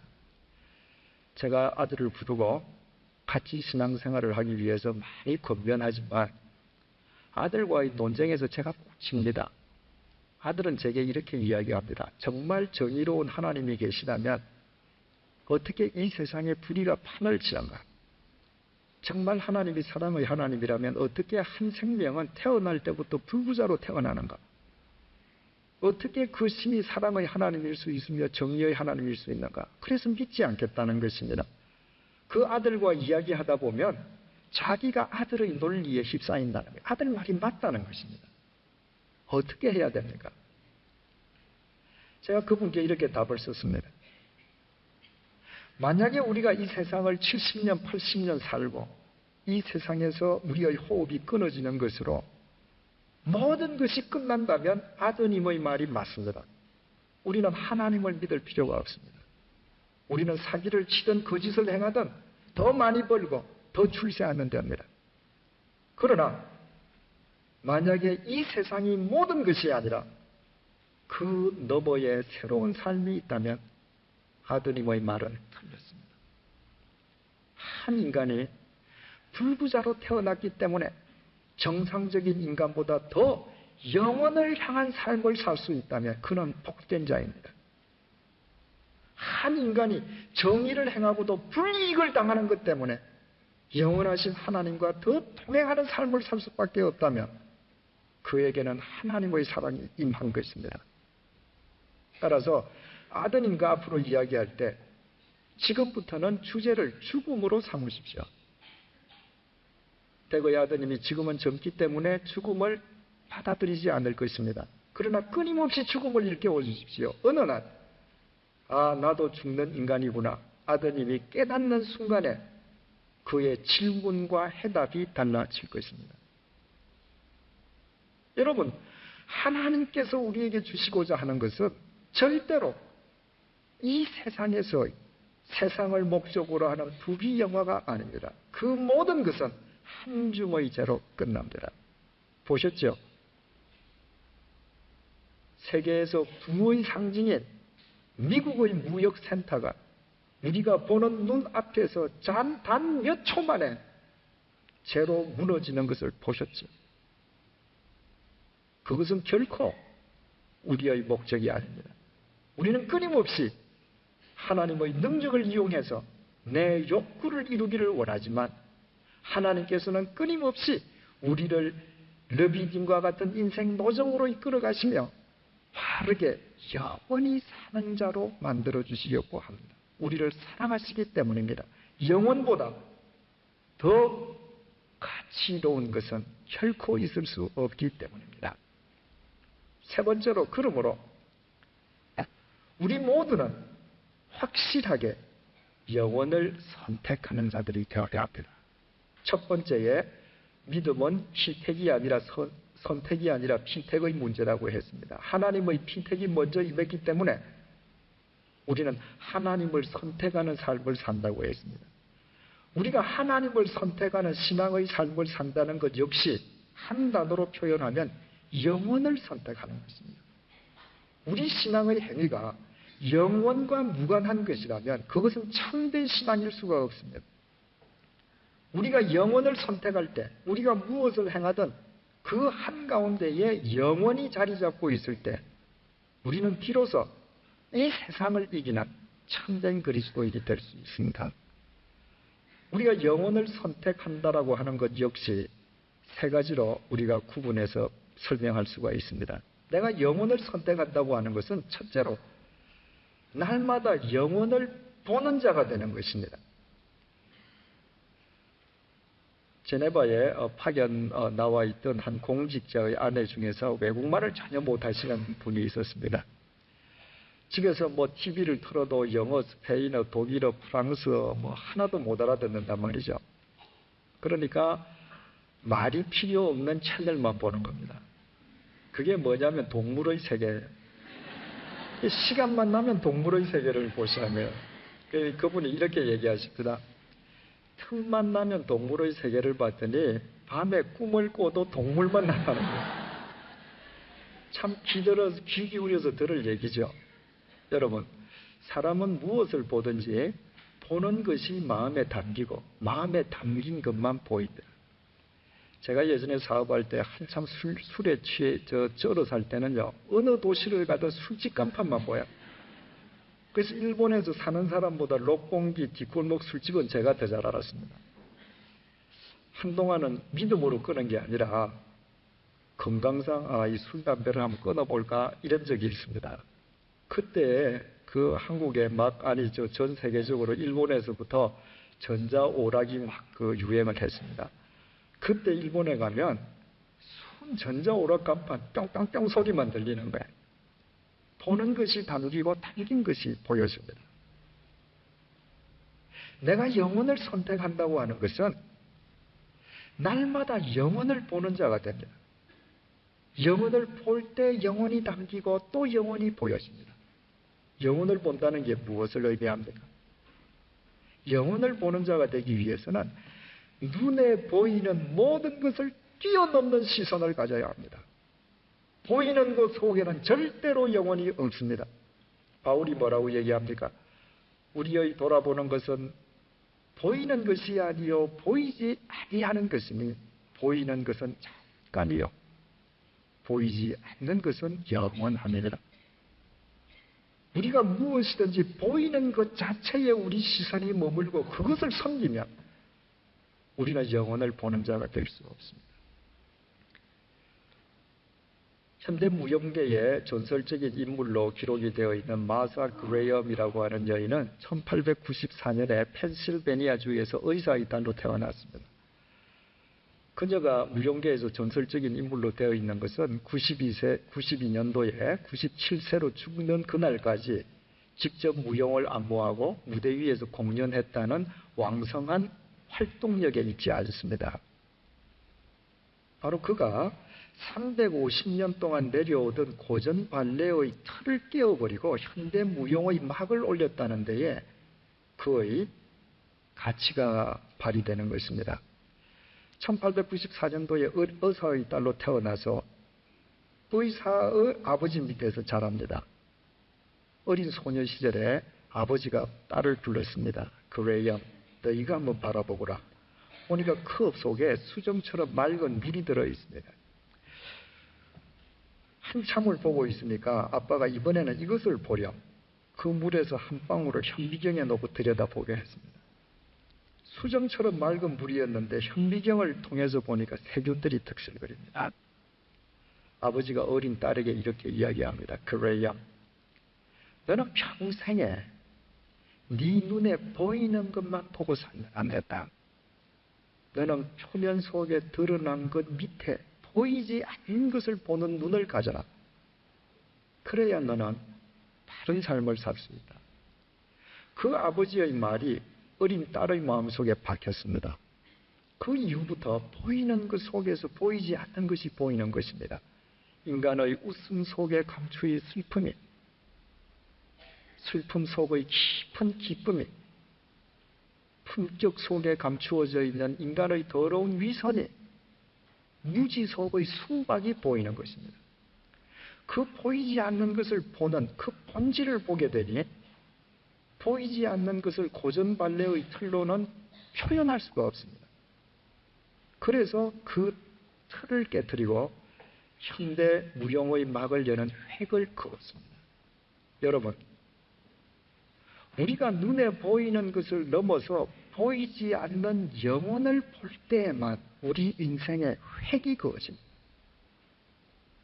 그때부터 우리 삶의 가치와 향방이 달라집니다.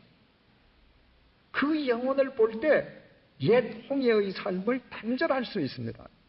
왜? 7, 80년 만에 한 줌의 죄로 화할 인간에게 영혼보다 더 귀한 덕목 가치는 있을 수 없기 때문입니다.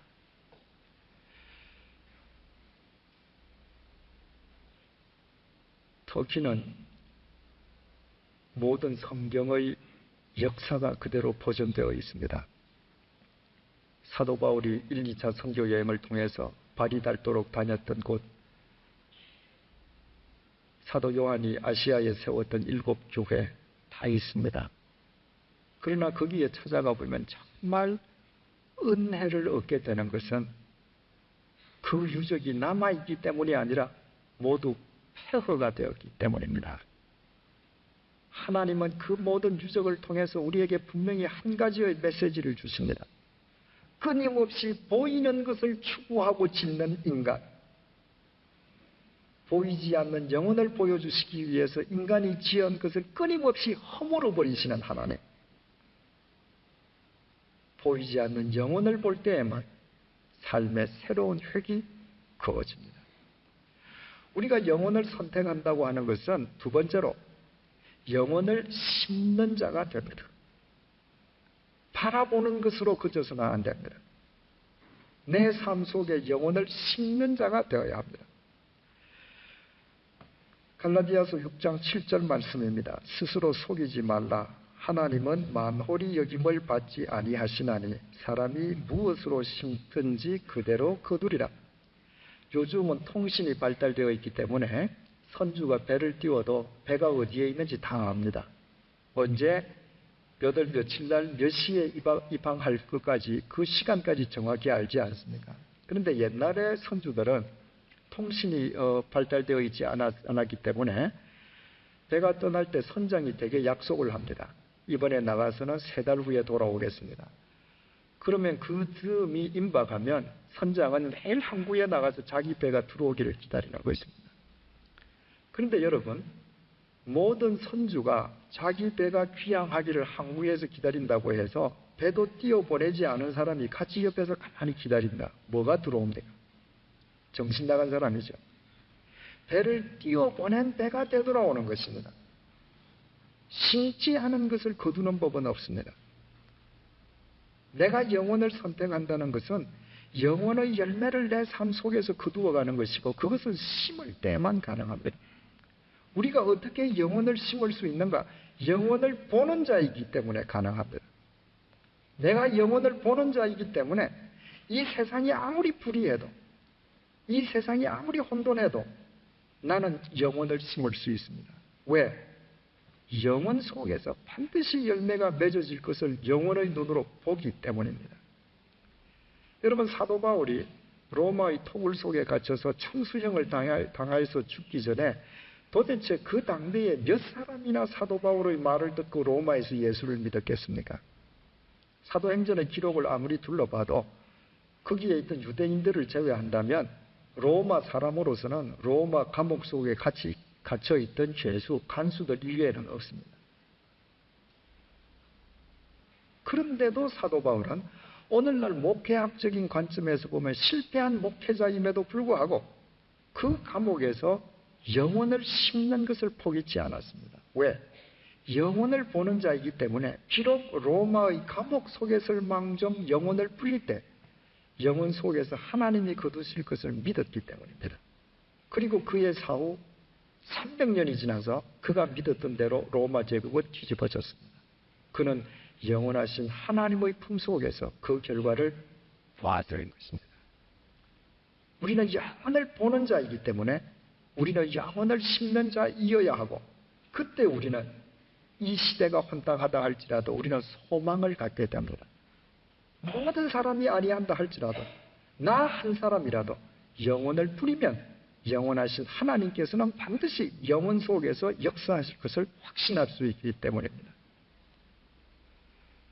마지막으로 영혼을 선택한다고 하는 것은 영혼을 보고 심는 것뿐만 아니라 매일매일의 삶 속에서 영혼을 누리는 자가 되어야 합니다.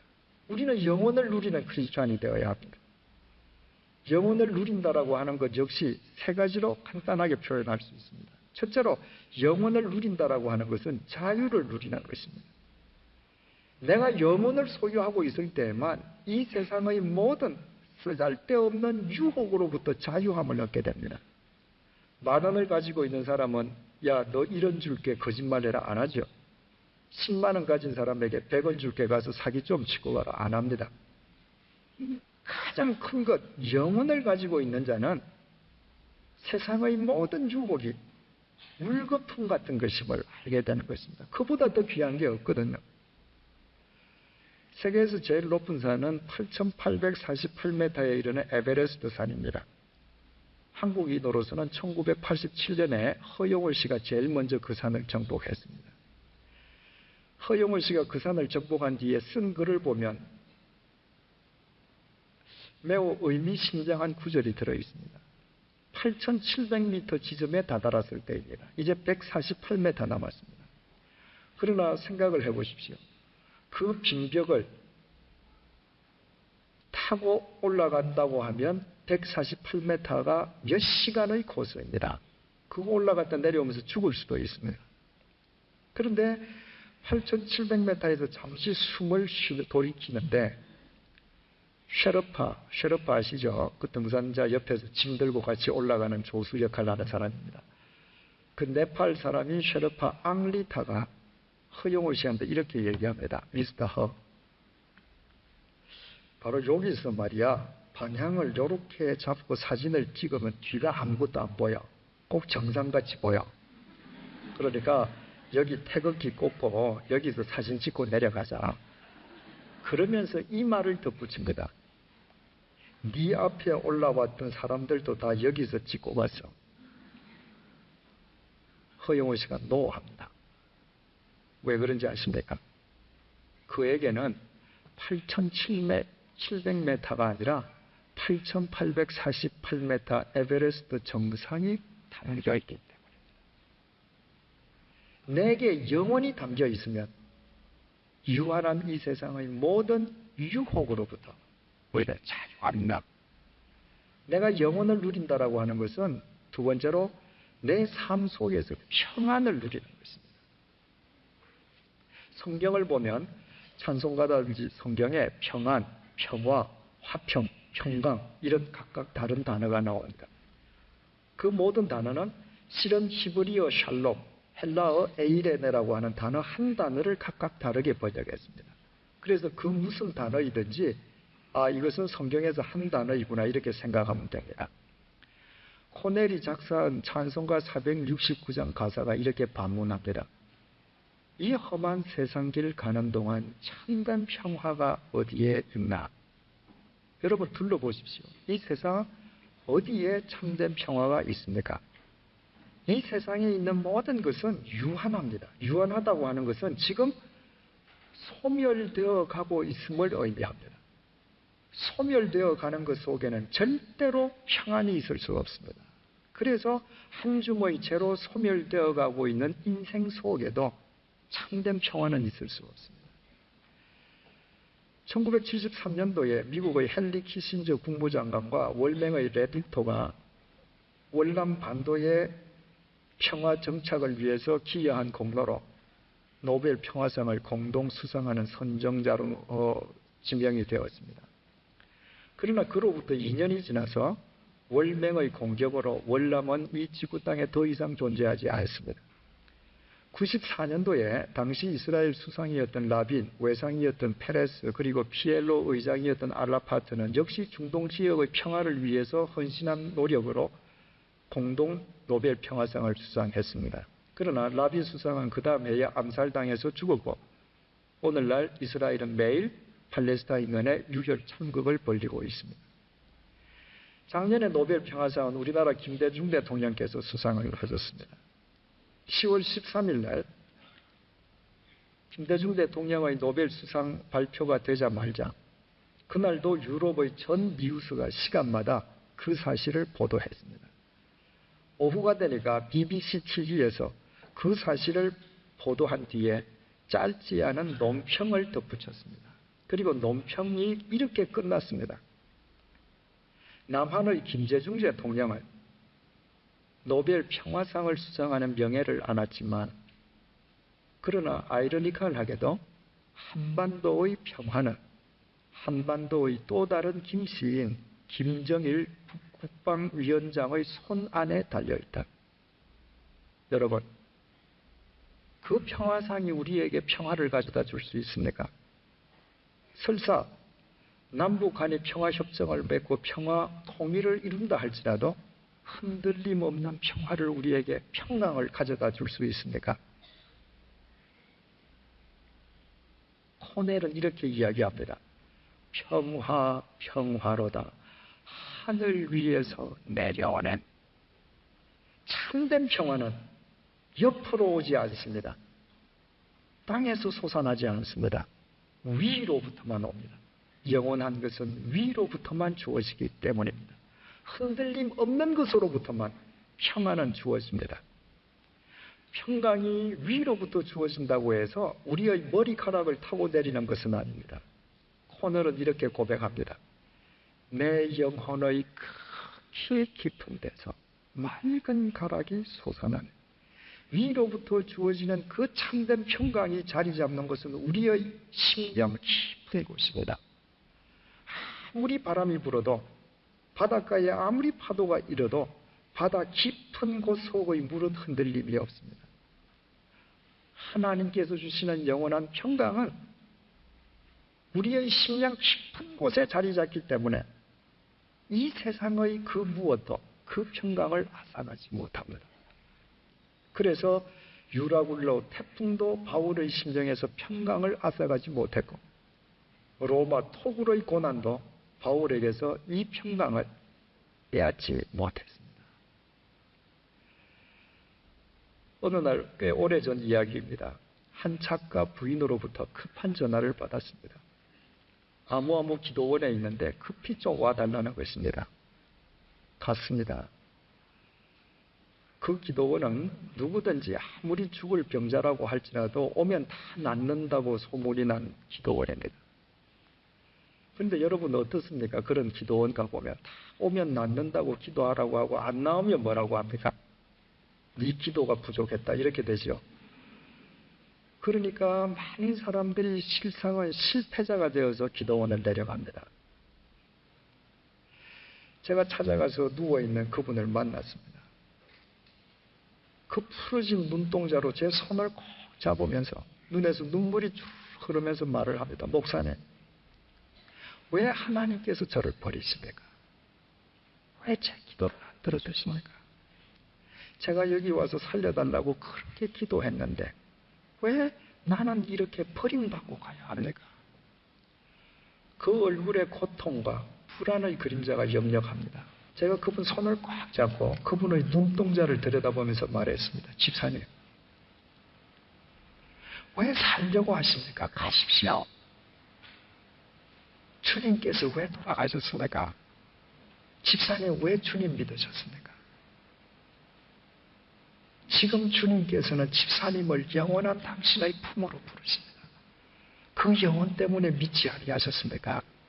집사님 생은 끝나는 것이 아니라 그분 속에서 새롭게 시작합니다. 사람 말에 속지 마시고 예수 그리스도의 말씀을 붙잡고 평안히 가십시오. 저는 지금도 잊지 못합니다.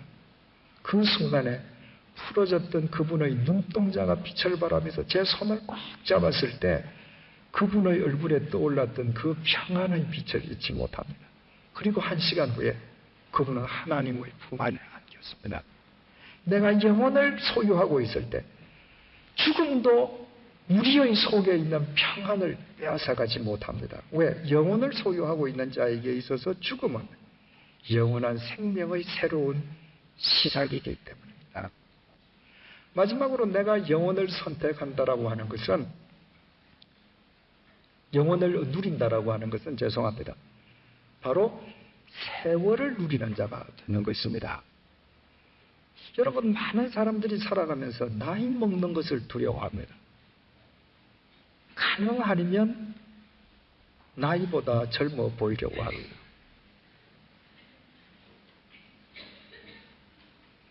네? 이렇게 말씀하시는 분들이 참 많죠. 나는 나이는 50이지만 마음은 20대다. 그 굉장히 위험한 생각이죠. 사람의 몸과 마음은 같이 나이가 들어야 합니다. 나이가 든다라고 하는 것은 무엇을 의미합니까? 젊을수록 자기만 하는 겁니다. 어린아이가 제일 이기적이잖아요. 20대 여전히 이기적입니다. 아이를 낳고 30대, 40대 살아가면서 세상을 쭉 경험하면서 나이가 들어간다고 하는 것은 포용력을 갖는 것이거든요.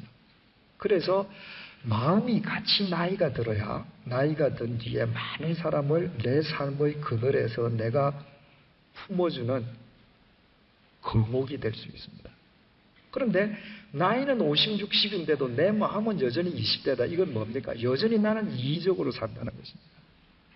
그런 마음으로는 자식하고도 부딪히고 며느리하고도 부딪힙니다. 옆집 사람하고도 부딪힙니다. 여러분, 내가 영혼을 소유하고 있다면 나이 드는 것은 자랑이 됩니다. 나를 스쳐 지나간 시간들이 그만큼 영혼으로 축적되었다는 것을 생각하며 내 삶은 그리스도 안에서 향기로운 삶인 것입니다. 나의 지나간 세월, 그분이 베풀어 주신 영원한 은총에 대해서 우리는 늘 긍지를 갖게 되는 것입니다. 누구든지 저한테 나이를 물어보신 분들은 아시겠지만 저는 절대로 만으로 대답하지 않습니다. 우리나라에서는 다 학력식으로 나이를 말하지 않습니까? 저는 49년도생이고 우리나라 나이로 53살이에요. 저는 자랑스럽습니다. 참으로 인생을 의미 없이 허비할 뻔했던 저를 주께서 은총을 베풀어 주시고 매일매일을 영혼으로 응답하게 해주셨던 지나간 삶을 되돌아볼 때 그리스도 안에서 감사합니다. 여러분, 영혼을 누린다라고 하는 것은 날마다 주어지는 나날들을 내가 누리는 것이고 세월을 누리는 것이고 나이를 누리는 것입니다.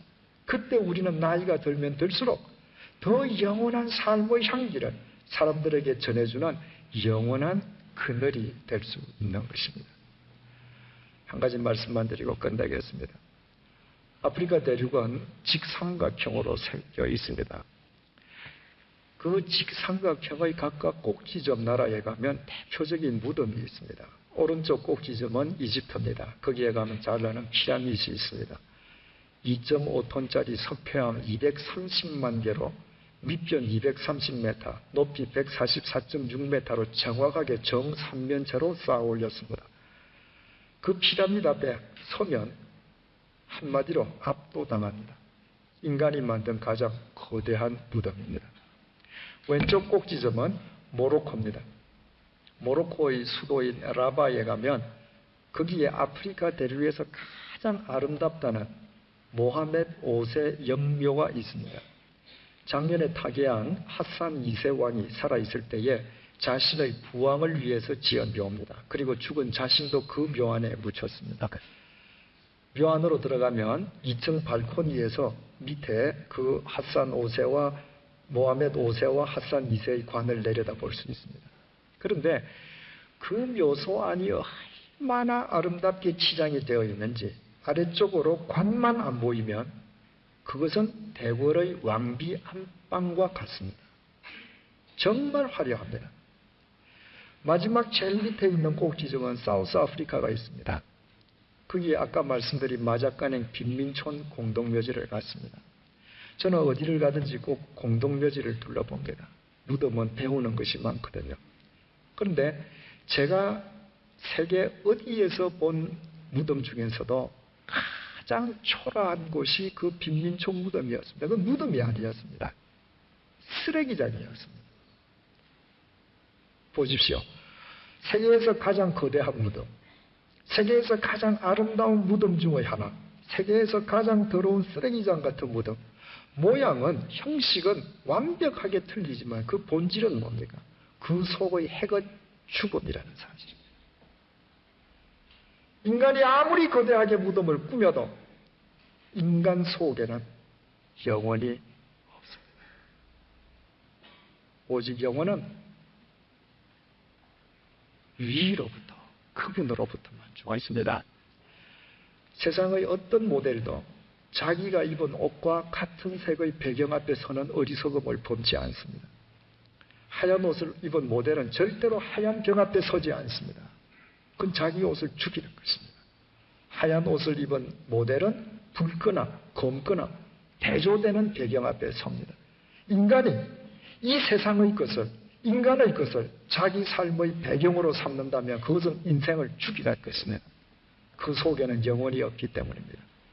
오직 영원하신 하나님을 내 인생의 배경으로 삼을 때 그때부터 그 삶엔 새로운 획이 그어집니다. 여러분들은 다 고국을 떠나서 이곳으로 오셨습니다. 뉴질랜드 여바 보시니까 어떻습니까? 큰 꿈을 갖고 오셨는데 앞이 가로막힌 홍해입니까? 풀 한 폭이 없는 신광야입니까? 물 한 방울 없는 신광야입니까? 러비딤입니까? 지금이야말로 전능하신 그분을 만날 때입니다.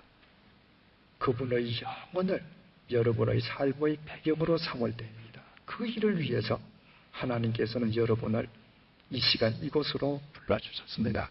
지금부터 여러분들께서 영혼에 응답하며 살아가는 한 여러분의 삶 속에는 반드시 영원하신 하나님의 역사가 시작될 것입니다. 왠지 아십니까? 영원하신 하나님의 역사는 영혼을 알고 영혼에 응답하는 자의 삶을 통해서만 이루어지기 때문입니다. 기도드리시겠습니다. 네. 하나님 아버지, 사랑하는 본토 친척을 떠나서 머나먼 뉴질랜드 땅으로 온 사랑하는 주의 백성들이 이 자리에 머리를 숙이고 있습니다. 그리고 우리 모두 각자 지나온 인생의 여정을, 그리고 이곳에서 전개된 삶의 정황을 되돌아봅니다. 앞이 가로막힌 홍해일 수도 있고 풀 한 폭이 없는 신광야일 수도 있고 물 한 방울도 없는 르비딤일 수도 있습니다. 그러나 하나님, 우리 각자를 위하여 이 노정을 빼시고 허락하신 분이 하나님이심을 일깨워 주셔서 정말 감사합니다. 지금이야말로 영원하신 하나님을 인격적으로 만날 때임을 일깨워 주셔서 감사합니다. 지금이야말로 영원하신 하나님께 영원으로 응답할 때임을 일깨워 주신 것을 감사합니다. 우리를 위하여 희생당해 주시는 하나님, 영원히 부활하시는 하나님, 영원히 동행하시는 하나님, 영원하신 말씀으로 날마다 영혼의 꼴을 먹여주시는 하나님, 그 하나님께 우리의 삶을 의탁하는 자가 되게 도와주옵소서. 그리하여 이 밤부터 우리의 삶 속에 새로운 흙이 그어질 수 있도록 도와주시고, 우리의 일거수일투족을 통하여 홍해가 갈라지며 만나와 메추라기가 떨어지며 내 인생의 반석에서 생수가 터짐으로 영원하신 하나님과 동행하는 삶의 기쁨을 날마다 누려가는 영원한 그리스도인됨의 기쁨을 누리게 하옵소서. 예수님의 이름으로 기도드립니다.